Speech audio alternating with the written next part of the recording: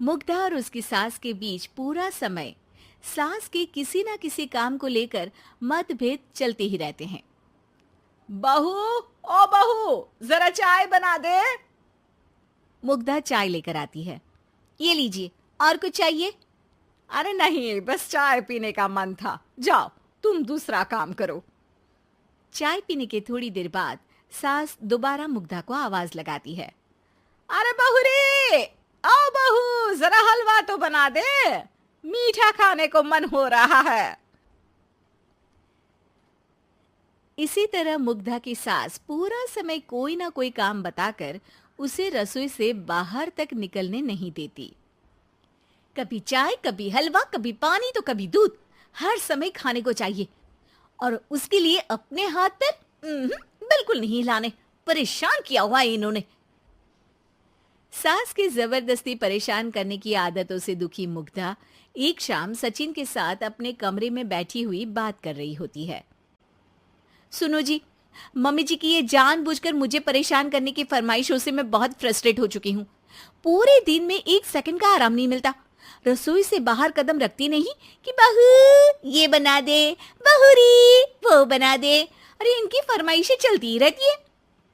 अरे मुग्धा, माँ खाने की शौकीन है, पर उम्र हो चली है, खुद खाना नहीं बना सकती, इसलिए तुमसे बोलती है। अरे तो शौक भी उम्र देख कर रखने चाहिए ना। समझ में नहीं आता, हर समय फेविकॉल का जोड़ लगाए सोफे से चिपकी बैठी रहती है। इतना सब डाइजेस्ट कैसे हो जाता है उन्हें?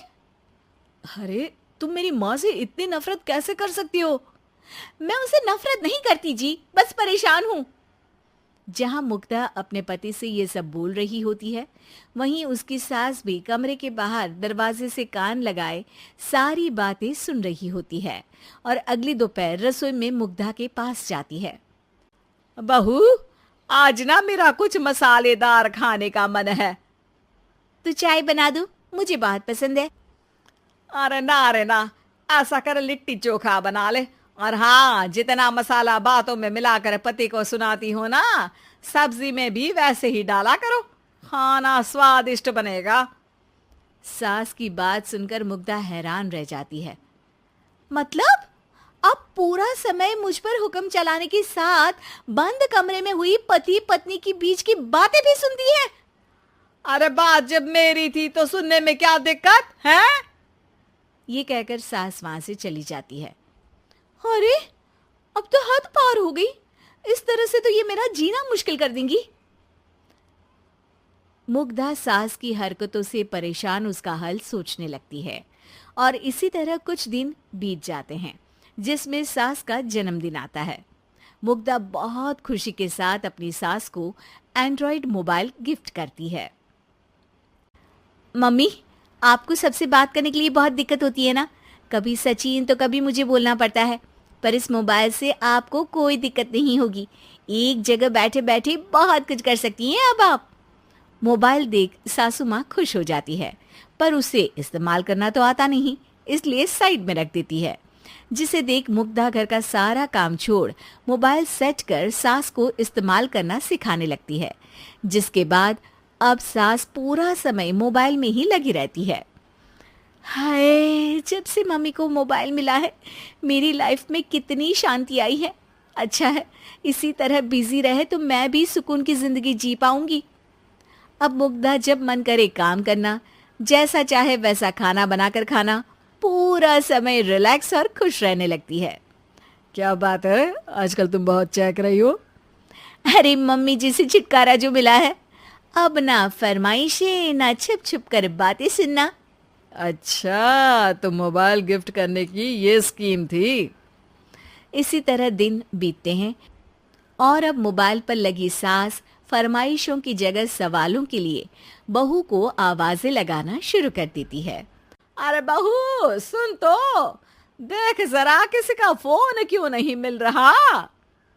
रिचार्ज खत्म हो गया है, पर अभी 4 दिन पहले ही तो मैंने किया था। इतनी जल्दी कैसे खत्म हो गया? अरे मैंने कल तेरी कनाडा वाली मौसी सास से 3 घंटे बात की थी ना। क्या? इतना महंगा तो मोबाइल भी नहीं आया जितना महंगा इसका रिचार्ज पड़ रहा है। इसके बाद तो जैसे मुग्धा के दिन के 24 घंटे में से 20 घंटे सास के पास उनके मोबाइल रिलेटेड प्रॉब्लम सॉल्व करने की ड्यूटी ही बन जाती है। अरे मुग्धा, ये मोबाइल में अचानक तेरी मौसी सास की शक्ल क्यों दिखने लगी? और ये तो हिल भी रही है। मम्मी, ये गूगल डुओ का वीडियो कॉल है। इसमें आप बात करने के साथ एक दूसरे की शक्ल भी देख सकती हो। अच्छा, ये तूने मुझे पहले क्यों नहीं बताया? अब बताने के लिए पहले नहीं बताया। इसी बीच सचिन भी वहां आ जाता है और सास अपनी वीडियो कॉल में बिजी हो जाती है। क्यों, सास बहू में क्या गपशप चल रही है? इसे गपशप नहीं, दिमाग का दही होना बोलते हैं। पर तुम तो मम्मी को मोबाइल देकर बहुत खुश थी, फिर क्या हुआ? हाँ, उसका सुकून भी कुछ ही दिन मिला। अब घर के टंटे खत्म हुए तो मोबाइल की टिंग टिंग शुरू हो गई। देखो भाई, कुछ पाने के लिए कुछ खोना तो पड़ता है। आखिर तुमने मोबाइल अपने फायदे के लिए ही तो दिया है, तो फिर सवालों के जवाब भी देने पड़ेंगे, क्योंकि जब तक उनके हाथ में ये फुंथरू रहेगा, तुम्हारी लाइफ में प्राइवेसी और सुकून रहेंगे। कहने का मतलब है अगर इससे प्यार बढ़े तो दाग अच्छे हैं। अरे मुझे पहले दिन से ही पता है मोबाइल किस मकसद से दिया गया है। भूलो मत, इससे पहले मैं बातें ही सुनती थी। सास की ये बात सुनकर मुग्धा शॉक में और सचिन हंसता रह जाता है।